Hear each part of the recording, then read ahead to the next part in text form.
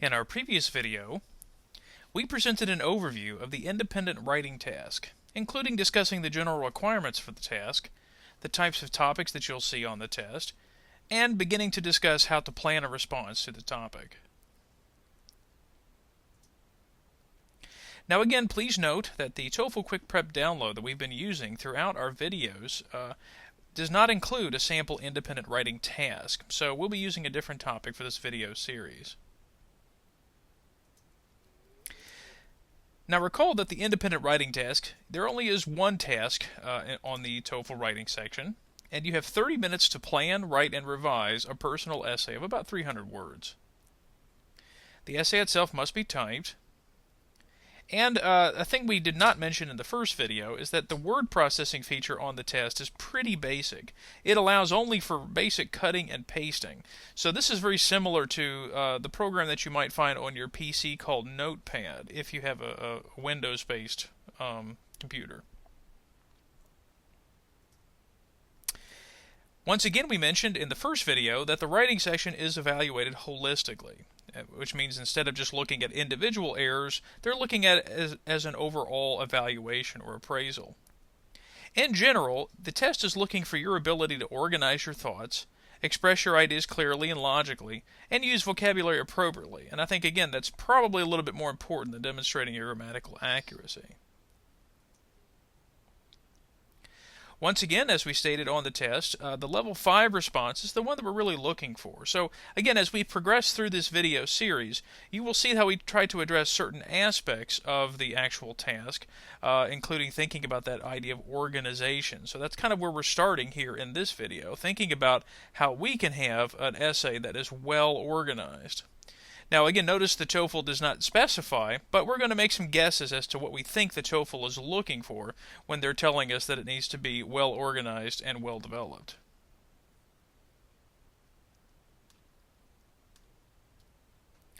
So again, 0 to 5 is the scale.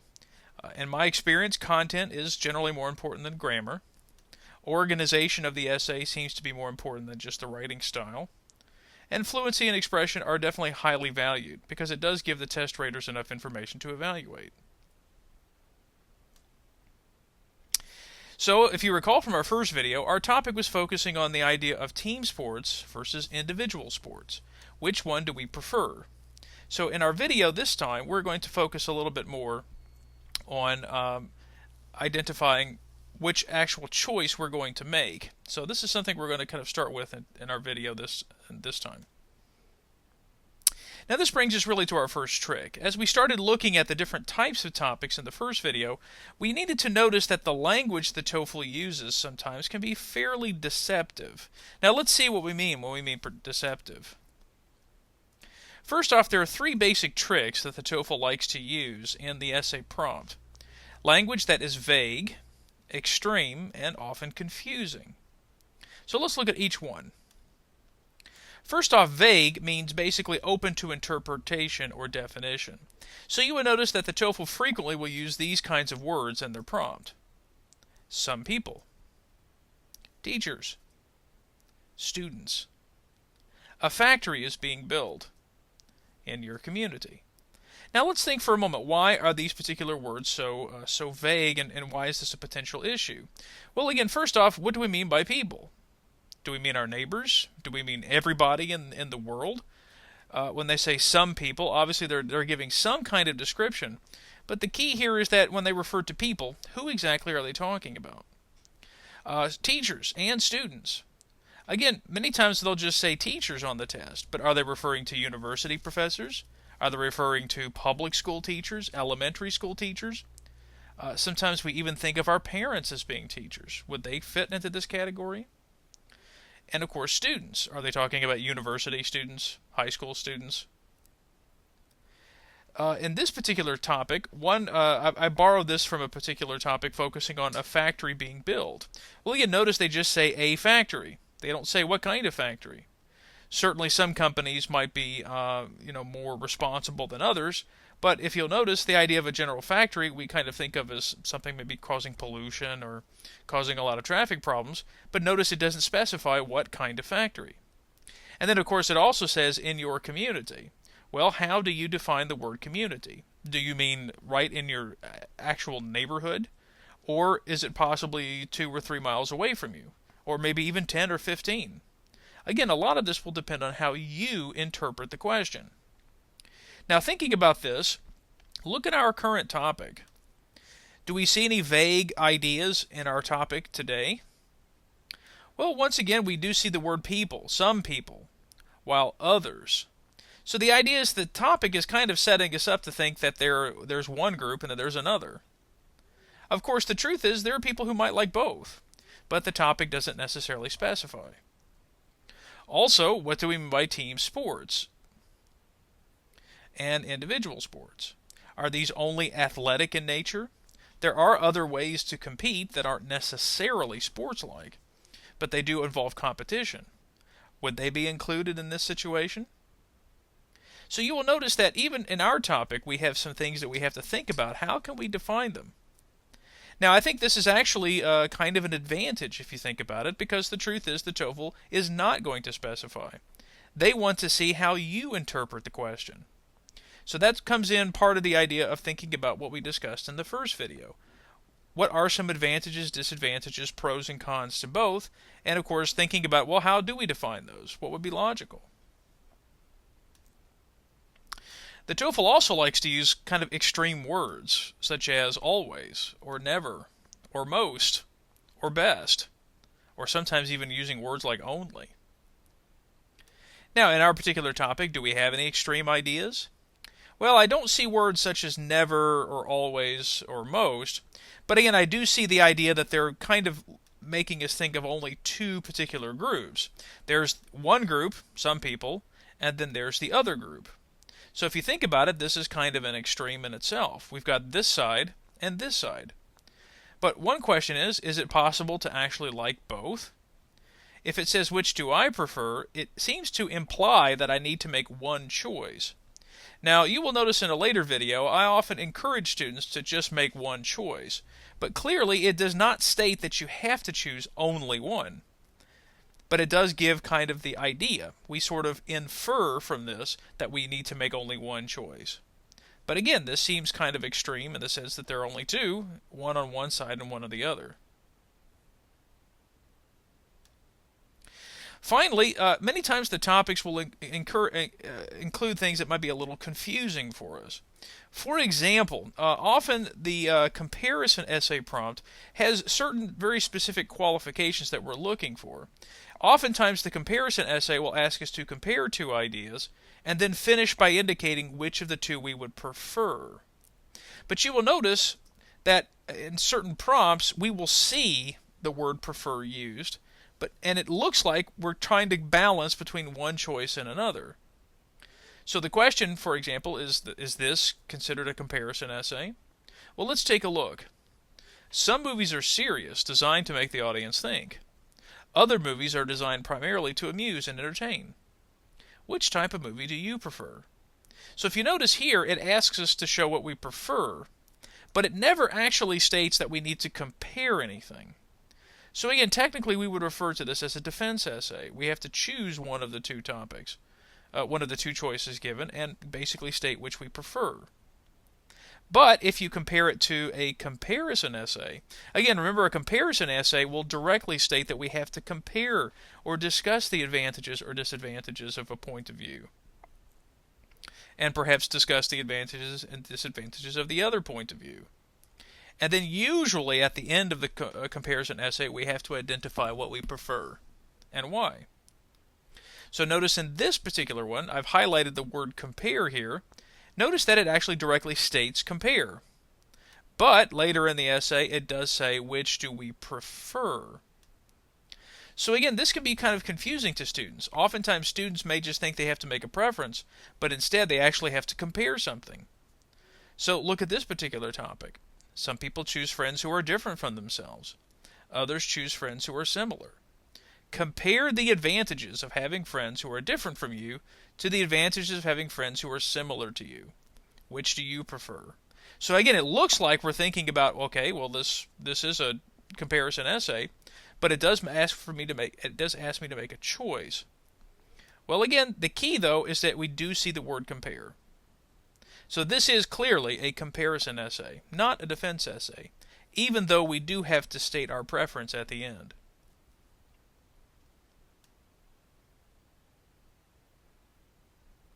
So throughout this video series, we're going to be looking at the actual process of writing itself. Now, in the first video, we started talking a lot about planning before we write, and let's review some of that very quickly. As we said in the first video, we really do need to understand thoroughly what the topic is asking us to do. So in a defense essay, we generally have to defend one point of view, and I recommend that you include at least 2 logical reasons for that particular point of view. As we just stated, comparison essays ask us to compare or discuss advantages, or generally advantages, but sometimes disadvantages, and then to give our preference at the end. And then finally, explanatory essays ask us to give an opinion by thinking again about 2 logical reasons. Now, the key is to recognize that once we identify the topic, we need to understand that each requires a certain basic set of requirements. We have to think deeply about the point of view, and we need to ask questions of ourselves. So again, part of the idea is thinking about, why do I believe this particular idea? If I'm going to make a choice, is it logical to think this way? What are some examples I can think of that help support these ideas? And we're going to look at that a little more carefully in this video. And of course, thinking an example too with examples, or thinking in connection to examples, how can I relate to this topic? So this really does bring us to the idea of how can we connect through our own personal experience. Now, this is something I mentioned in the speaking series as well. I really do think the TOEFL wants to see what your personal opinion is. So I really think we need to give a response that's going to be interesting. And I think responses are much more interesting if we include personal examples to help illustrate the ideas we're trying to get across. Now, in order to make a response more memorable, I often try to get students to think of at least one personal example that perfectly illustrates what you're trying to say. So again, for example, thinking about if the question is referring to the time when you were in school or your opinions about school, think about when you were a student. Or think about your family. Or oftentimes think about a particular event that may have happened to you. So in all 3 of my my little beginning here, introductions to sentences, they all reference something that's going to tell the audience that I'm going to say something personal here.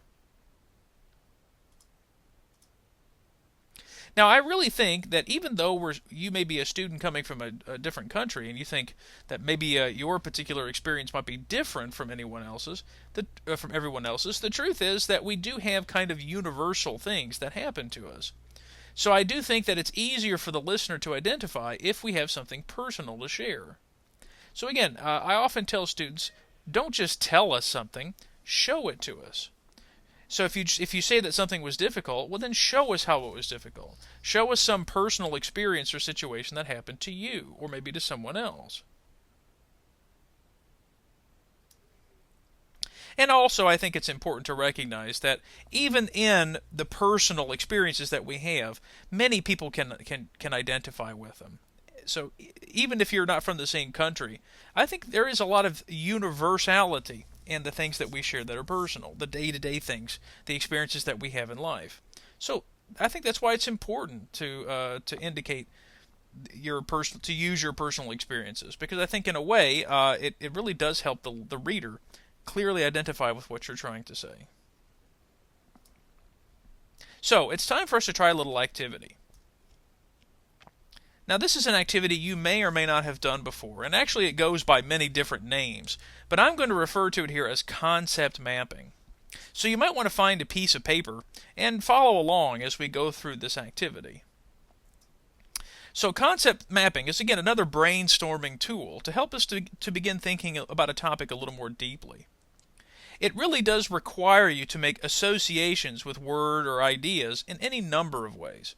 And I think you can use this technique to prepare for really any of the essay topics, but even especially the explanatory and defense essays. So what we're going to do is we're going to use the concept map and to get us to think a little bit more about our personal experiences and to help produce some arguments that we can use in our essay writing. Now I'm going to use our topic, the topic that we're talking about here, the team sports and individual sports. Now I'm going to go ahead and reveal that I'm going to actually say that I prefer team sports. So I'm going to start with that because I have more experience in team sports. Now first off, as we stated before, this is a defense essay, so that's why I'm choosing one side instead of the other. But now in thinking about my team sports experience, what I'm going to do is I'm going to use this concept map to help recall some experiences. So for example, in the middle of my concept map, I'm going to write the word team sports. And I'm going to draw a circle just like you see here. Then what I'm going to do is I'm going to think, just for a moment, what are some of those previous team sport experiences I've had in my life? Well, for example, here I mentioned the fact when I played basketball in the 5th grade. Over on the right side, I'm drawing another circle and indicating when I played basketball in high school. On the left side, I'm thinking about, well, again, if we're defining team sports as maybe just competition, I also participated in what we call an academic team. So, again, maybe that might be an example I can use too. And then finally, I think about, well, one thing I also did when I was younger is play volleyball for fun. And of course, volleyball does require other people to play with. So if you notice, I have about 4 experiences here that I could kind of relate to immediately with this particular topic. So now in step 2, I'm going to look at my experiences. Now, again, on your piece of paper, I want you to do the same thing. Make a choice. Do you prefer individual sports or team sports? And then on your piece of paper, try to think about the individual experiences that you had. So I'm going to continue on with my example, but think about your example too as we proceed. So in this case, as I look at my choices, which one do I think may give me the most opportunity to discuss? Now, I'm actually going to use one of these examples just for this demonstration, but I'm actually going to use my basketball team experience in high school for my actual essay. So we'll actually come back to this topic a little bit later in the video series. But for this demonstration, I'm going to actually go kind of be creative here, maybe take a risk, and actually focus on the academic team experience. Now, you're going to see next how this concept map can continue to help me think a lot more about how this experience might relate to why I prefer team sports. So as we move along, what I'm going to think about next is what ideas can I connect to this experience? So again, what I'm going to be doing is I'm going to be adding more and more circles, and each circle is going to kind of branch out to a new idea. And I'm going to continue to try to connect those ideas because the idea here is I'm trying to follow my chain of thinking. So I'm going to start, again, I'm starting with the team sports here, and then I connect it to the academic team. But then notice how I will start connecting to other ideas that connect directly to academic team. So again, I'm thinking about the academic team now, and now I want to see how many different reasons can I think that might be helpful. Why did I think the academic team proves that team sports is better? Well, watch and follow along. So first off, I think a little more deeply. Why did I choose academic team? Why was that something that I wanted to do in school? Well, one thing, of course, was I felt like it was a great way to help improve my my overall academic skills. Oftentimes when we go home and do our homework, we're kind of by ourselves. Academic team, in a way, was a great way to relate to other people, especially people who might know more than me. So I know one of the reasons I chose academic team was to meet other people, but also to kind of learn from other people. Now, what did I learn from this experience itself? So as I'm thinking about this, I definitely think that the experience had some positives and some negatives. Obviously, this would be logical to think that we weren't always completely successful. But I did learn, for example, how to understand where my strengths and my weaknesses were. That's one of the values of being on a team, is that my weakness might be someone else's strength. And I keep thinking, how does this show I prefer team sports over individual sports? So again, I'm thinking about academic team. Why did I think about this example, and how does it show I prefer team sports over individual sports? Well, as I mentioned before, one thing I thought about was the fact that there are people on the team who knew more than I did, and I could learn from them. And then finally, I want to think about the actual specific details from this experience. Again, can I think about the actual team meets? Again, that's what you called competitions in academic team. What about the team practices? How did we improve, or how did we focus on learning information for these particular teams?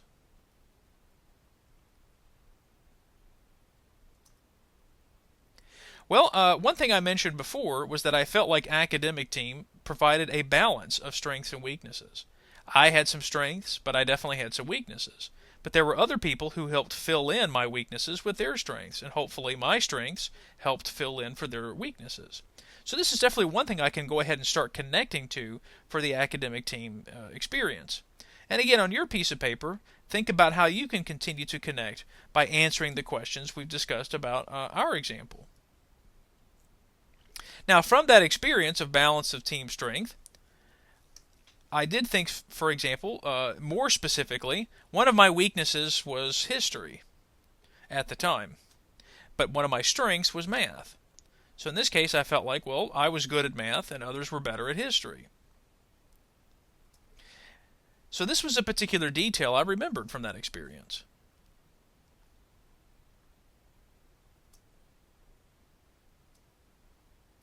And in this way, because history was not exactly my strength, I could learn more information, especially very quickly, from other people, including the coach of the team. This was a very huge benefit, and I think it's something that's very difficult to get if I were doing the activity by myself. So in this case, I think by following this map, I was able to come to a pretty good reason. In fact, I think if I were going to write an essay using academic team as one of my examples, I think this would be one of my first reasons, that I can learn from other people. It helped provide this balance. So in this case, I think this is a pretty strong idea that came from thinking more about my own personal experience. Of course, connected to that, because other people eventually became friends. And this is something I didn't really think about at first. I didn't really know all of the people on the team the first time, but they eventually became my friends, and we eventually started sharing common interests. And so notice, this was something that I didn't think about at first. But the more I went through the process of mapping my experiences, this was something that came out later. And I think in a way, this could also be either another reason that we can make friends from this experience, or it could help support the idea about how we can learn from other people. Certainly one thing we can learn from others is how to be friends.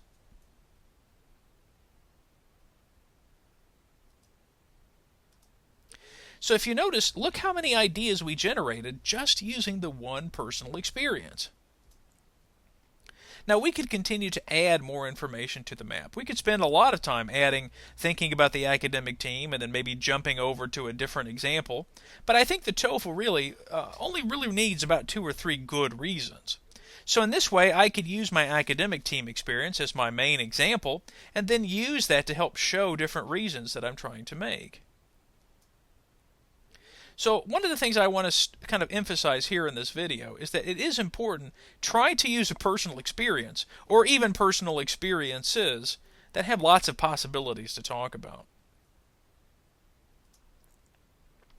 So I want you to think that, again, we've been using a lot of brainstorming tools throughout the video, but there are others as well. And I think concept mapping is definitely one way to help visually organize information. Let's look at a few others. One that's kind of similar to a concept map is called mind mapping. And in this case, mind mapping is much more general, kind of freely associating ideas.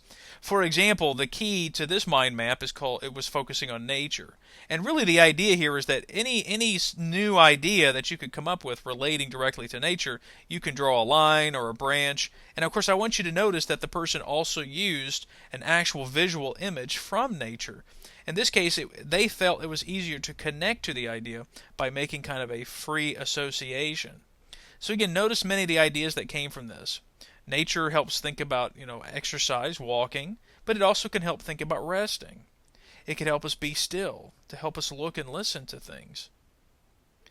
And we could really think about, in this case, that we want to honor being in nature, that it's actually kind of a separate environment or realm. So we can kind of be fully involved in this area when we go out into nature.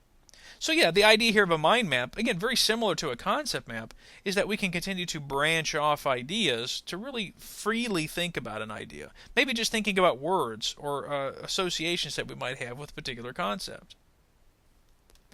Another brainstorming idea is called just a Venn diagram. A Venn diagram is usually when you use kind of like overlapping circles.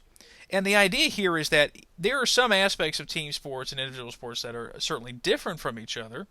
But of course, there are also similarities too, and that's perfectly logical to think that there are similar things that both might share. For example, both do promote healthy living, and both do encourage sort of excellence. Now, they don't necessarily encourage excellence in exactly the same way, but the key to thinking about, for example, team sports is that we want to be the best person we can in participating on the team. So in a way, it does help us kind of develop as a person, as an individual. But of course, individual sports, we definitely rely on ourselves a lot more. So it may be a different kind of excellence, but clearly both can promote a healthy lifestyle. So in this way, what you could do next is make a list of things of how team sports and individual sports might be different from each other. And this is a good way to get you to start thinking about the topic a little more deeply. Now, in talking more about the format, now we're starting to look at how we actually structure an essay. So we've been talking a lot about sort of preparing for the essay. Now we're starting to get a little more into the actual writing of the essay. Now, first off, what you see here is what we call a standard college essay format. Oftentimes it's referred to as a 3.5 essay. Now, it's called 3.5 because, first off, there are three main parts to the essay: the introduction, the body, and the conclusion. And then it's called 0.5 because there usually are 5 paragraphs. One paragraph for the introduction, one paragraph for the conclusion, and then usually 2 to 3 paragraphs for the body. Now, of course, there could be more, but this is just referring to a standard college essay format. Now, if you'll notice that in each part there are certain expectations. Now, in this video, we're going to focus a lot more on the introduction, and then in future videos, we're going to address the body and the conclusion. But in the introduction, we generally want to give the reader some kind of interesting thing to get them started in reading our essay. So you will learn in just a moment that is what we call the hook. And we want to kind of provide the reader with some particular context of what we're going to be looking at in the essay. And then finally, we're going to address what we call the thesis of the essay. So as you can see, the introduction has lots of very specific and technical things we need to address. The body usually includes different paragraphs looking at are the reasons that we're trying to make. Again, in a typical college essay, you might see 3 to 4 reasons, including supporting details and examples. And then finally, in a typical college essay, you have a conclusion, where you revisit the thesis, which again is located in the introduction, but you don't necessarily repeat it. Now, if you've had experience with this before, then I think all of this should be fairly common knowledge. But if this is new to you, well, then consider this to be a sort of an introduction to how we write, especially in an American university. Now, one thing you'll notice, though, is that the standard college essay format is going to be a little bit different from the TOEFL essay. But, of course, they share a lot of similarities, too. First off, I think that the introduction in a standard college essay is probably going to be a lot more developed than you'll be able to do in a TOEFL essay, mostly because of the time issue. You don't have a lot of time to write the essay, and really, in my opinion, the most important part of the essay is the body. So even if your introduction is very brief, clearly the body is going to be the part we need to focus on the most. Now, some differences. Again, I think the introduction and conclusions can be very brief. But the body, instead of thinking of 3 to 4 reasons, it probably is better to think maybe of only 2 to 3. So these are some just small differences, I think, that we see from the TOEFL essay format compared to the standard college essay format. So again, some things to keep in mind. Again, a college essay is usually very formal. Formal language, fairly standard organization and structure. But again, on the TOEFL, a little bit different. Obviously, this is more of a personal response. So even though that the tasks are somewhat similar in structure to a college essay, they are going to be probably less formal. For example, you can use, and in fact it's even encouraged if you used idiomatic expressions. But slang is not okay. Now again, slang is something very different from idiomatic expressions. So I think we need to understand that slang is not acceptable on the TOEFL. Spelling, grammar, and punctuation are important, but again, as we've mentioned before, they're not as strictly observed as maybe something you would see in a college classroom. Personal opinions and observations are desired, but we do need to use logic, so logic is still important. That is something that is pretty much common to both.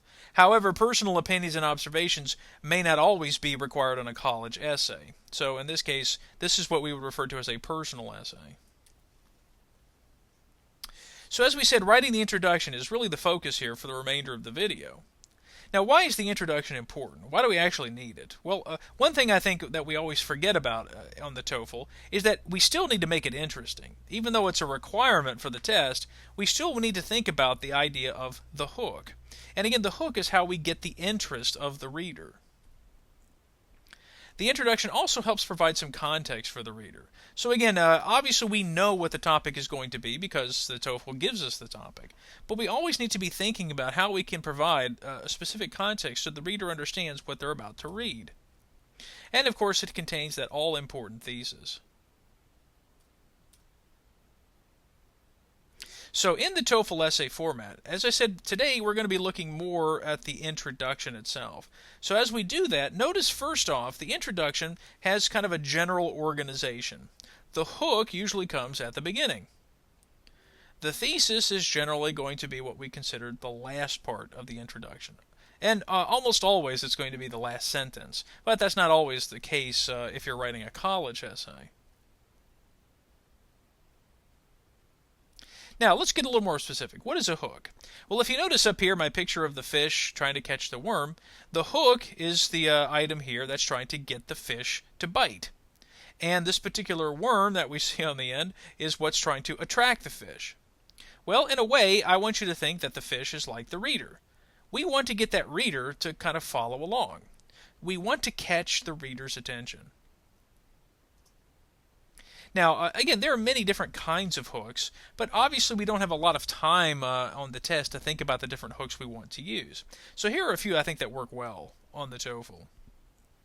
One type of hook we call the hypothetical hook. Now, the hypothetical hook basically is asking the reader to imagine something, or to think about what would you do if you were in this case. Now, this one's kind of difficult, I think, at first to develop, but it really is kind of interesting. I like this one because it does kind of interest the reader, partly because we always want to see what your response would be. What would you do if you're in this situation? Now, taking our topic, again, the team sports, individual sports, look at the sample hook that I come up with here using the hypothetical hook. What would you do if you were able to play any sport you want? Would you choose tennis or football? Both are appealing and have their advantages. An individual sport such as tennis, and so on. So notice I use at the beginning, I provide the actual idea of the choice to the reader. Would you choose an individual sport or a team sport? And the truth is both have advantages. And then I might take a moment to say, what those advantages might be. But then at the end of the essay, at the end of the introduction, I'm probably going to state which one I prefer and then discuss why. Another type of hook, and I find this one to be very popular with students, is the personal experience hook. Actually thinking about our own life. And I think in a way this can help provide a framework for the entire essay itself. So notice in this case, again, going back to our example with team sports and individual sports, I used the hook of my own personal experience. When I was 16, I became the starting guard for my high school basketball team. It was a great experience, and one where I learned many valuable lessons for sports and for life. So notice in this hook, I'm preparing the reader for the idea that I'm probably going to say that I prefer team sports. So notice in this case, I use my own personal life to provide the context. That the team sport itself, my own experience, provided a great experience, and that it had many lessons that I'm probably going to share in this essay. Another very popular hook among students is the social view hook, and this one can be looked at from many different perspectives. So for example, oftentimes you may appeal to the idea of comparing the past and the present. So thinking about in today's world compared to the past. Or using an idea, kind of some of the same general language that you might find in the topic itself. People see bad news everywhere. So again, these are just some samples. Let's see how we apply it to our particular essay. The business world is becoming more and more competitive, but at the same time, it's also becoming more and more cooperative. In order to be successful, it's becoming extremely important to learn how to work on a team.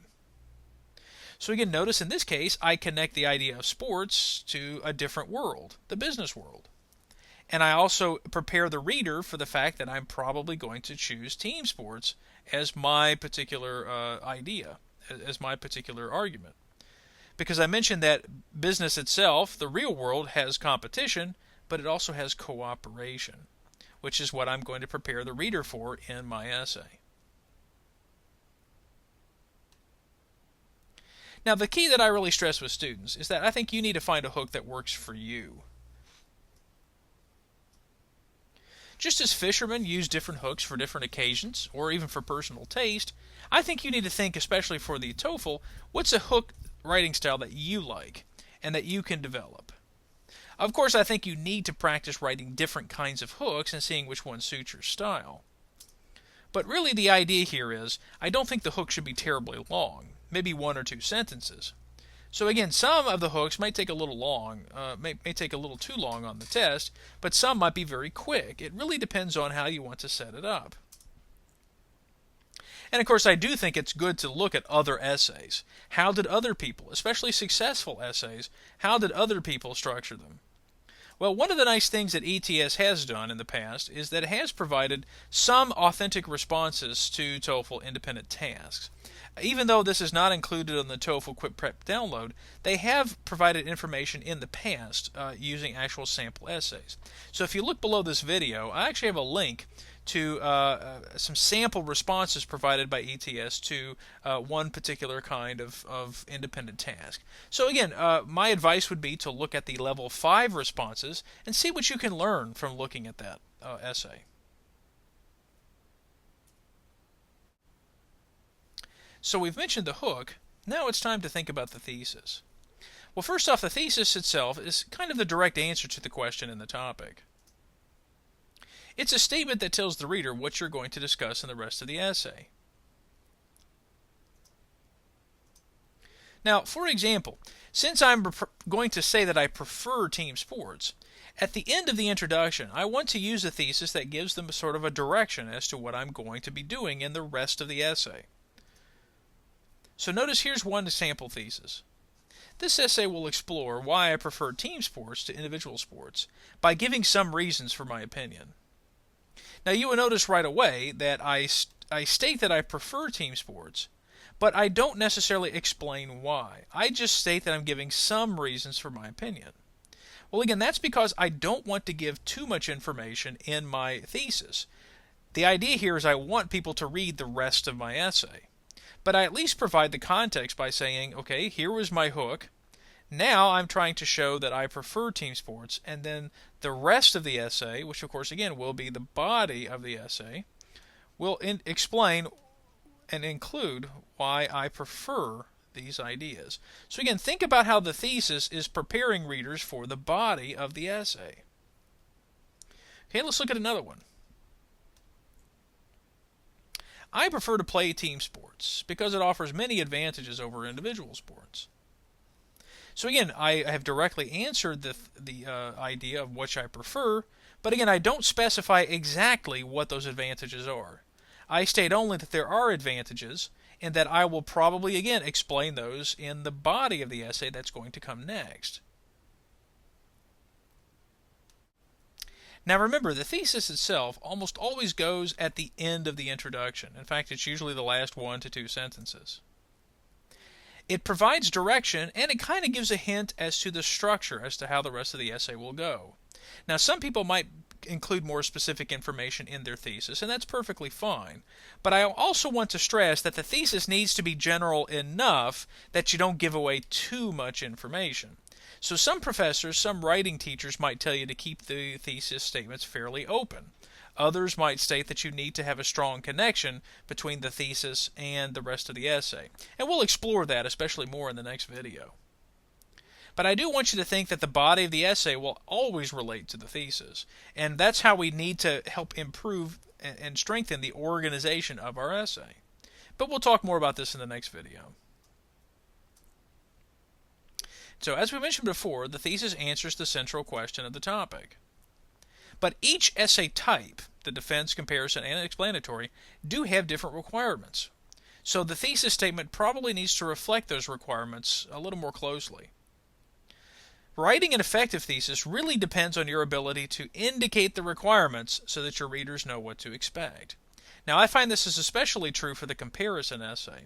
But as we go through, we're going to play a little game here and see if we can try to identify what exactly are good thesis statements. So we're going to play a game called Good Thesis, Bad Thesis. So here are the rules of this activity. In this game, we're going to look at 3 different essay topics, one from each essay type. With each topic, we'll have 3 sample thesis statements to choose from. You need to decide if each thesis statement is a good thesis or a bad thesis. Then we will discuss why the good ones are good and the bad ones are bad. Now keep in mind there could be more than one answer for either one. So there are going to be 3 answer choices. So we have to recognize that there could be, 1 good thesis, 2 good thesis statements, or even 3. So as we go through, be careful to recognize there could be more than one answer. So we ready? Let's play. Now the idea here is that as you read them, I'm going to ask you to pause the video so that you can spend a little more time reading through the choices. So I'll go ahead and read the topic. So here's number 1, our defense essay. Do you agree or disagree with the following statement? The most important aspect of a job is the money a person earns. Use specific reasons and examples to support your answer. Now here are your 3 choices. What I would like for you to do now is pause the video and then take a moment to read these 3 choices. When you're ready, come back and then you see which ones see if you agree, which ones do you think are good thesis statements and which ones are not.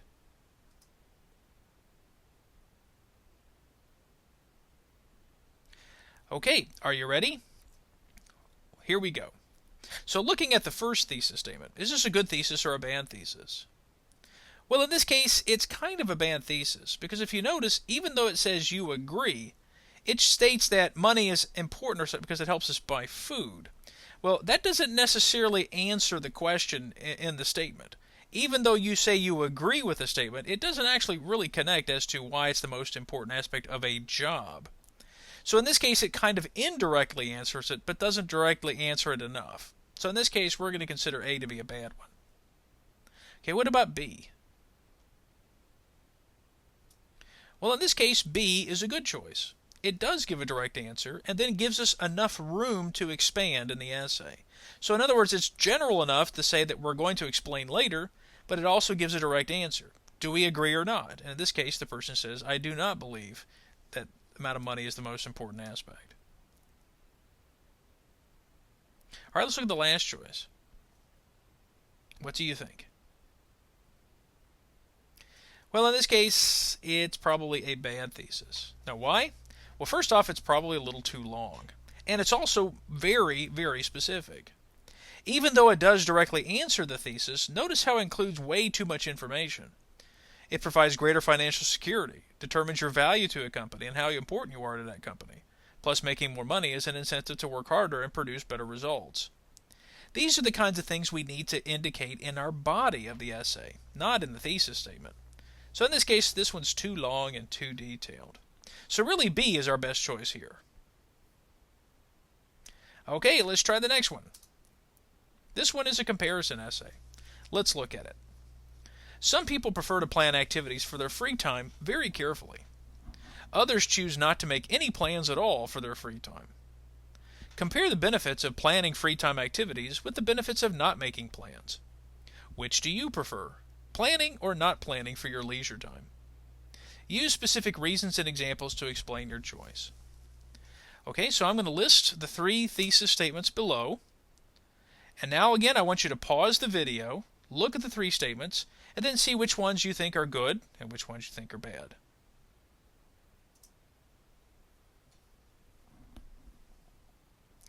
Okay, are we ready?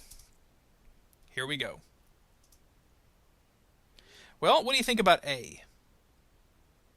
Well, in this case, A does meet the requirements of a comparison essay. Remember, a comparison essay needs to state in the thesis the specific requirements of the essay. So in this case, I'll be comparing the benefits of both sides and then conclude with my preference, which is exactly what the essay is telling us to do.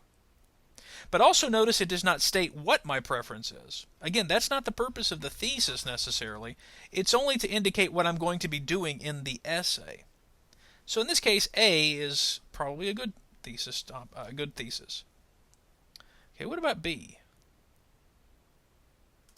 Okay, in this case, B is probably not a good thesis. First off, it's not appropriate for a comparison essay. It's far too specific. Remember, the essay asks us to compare.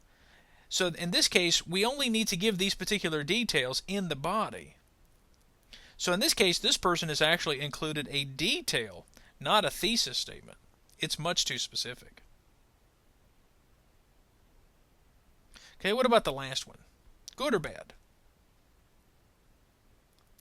Well, in this case, it is a good thesis topic because it takes basically the same idea. It rewords it a little bit, but it does state that there are many benefits to both these ideas, which again is what the essay talked about. And then discussing these benefits will be the focus of the essay. So it does explain the purpose and understand the requirement. Now, of course, we do need to understand that concluding with our preference is a requirement of the essay topic. Does it necessarily need to be in the thesis? Maybe not. But clearly, if I had to make a choice between A and C, I might like A maybe just a little bit better. But the truth is, C does mention that there are benefits to both, and that discussing the benefits will be the focus. So again, C is probably acceptable. Let's try one more. This is an explanatory essay. If you could invent something new, what product would you develop? Use specific details to explain why this invention is needed. So, once again, I'll list 3 different thesis statements. I want you to pause the video, and then when you come back, see if you agree with which ones are good and which ones are bad. Are we ready? Let's check them out. So what do we think about A? Well, in this case, A is probably a bad choice. First off, we have to answer the question that there has to be some kind of invention we would develop. So in this case, in the thesis statement, we're saying that it's actually too difficult to come up with just one product. Well, that's not a good choice. It doesn't provide direction because what are you going to say in the rest of the essay? That you don't have an answer? Or that there are too many problems? The idea here is that we need to come up with an answer. So A is probably not going to work. What about B? Well, B is a good example. In fact, it's very clear. Now, it states that I have an idea for the particular product. So, for example, I would develop a new line of clothing that is integrated with technology. So I state what my product would be, and then I state that the rest of the essay will explain why it's a valuable addition to our lives. So it's very clear, and it helps provide good direction for the rest of the essay. Okay, what about the last one? Well, the last one is acceptable, especially if we state somewhere before it as to what your invention is going to be. So in this case, I would provide reasons and explanations as to why I believe my invention would be a useful tool. It's pretty much the minimum of a required thesis. And again, hopefully we mentioned what that invention would be in a previous sentence. So in this case, I think if you don't mention what the invention would be, that could be a problem. Now, looking at the choices between B and C, which one do we think is probably a better thesis statement? Again, I would probably say that B is the better thesis statement. It does indicate in the thesis what the product is, and that in the rest of the essay you're going to talk about how it would be a valuable addition. But C would be, I think, minimally accepted, acceptable, especially if we mention what the invention was in a previous sentence.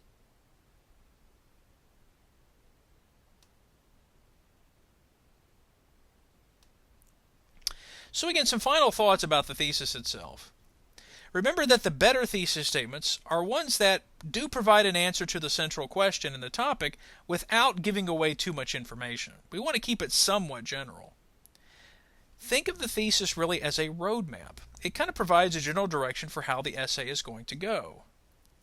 And it also helps demonstrate that the writer itself understands what the requirements of the topic are.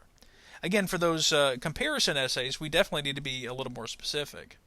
So again, in thinking about thesis patterns, here are some recommended patterns that I think would be helpful. In a defense essay, we probably want to think about focusing on the reasons for why you would disagree or agree will be explored. Or you could state that you will elaborate on why you agree or disagree or prefer, and you will give reasons and explanations. So again, notice that you're giving your answer without being too specific. And finally, you might want to think about there are several reasons for why you believe this, and that this will be the focus of your essay. All of these are kind of recommended patterns that I would say that would be very helpful when writing a defense essay. Okay, now let's think about a comparison essay. Now remember, a comparison essay is a little more specific. In the thesis, we probably need to indicate that we understand that we're going to compare or discuss the benefits or advantages or even disadvantages, if this is what the essay is looking for, and then most likely we might want to state that we're going to conclude with our preference. Now, I think the last part is probably optional, but I think it does help clearly indicate where you're going in the essay. So again, I would recommend that this would be a good thesis pattern to use if you need to write a comparison essay. Finally, in the explanatory essay, we can state something fairly direct. We will explain why I would do something, or I will provide reasons and explanations as to why I believe this.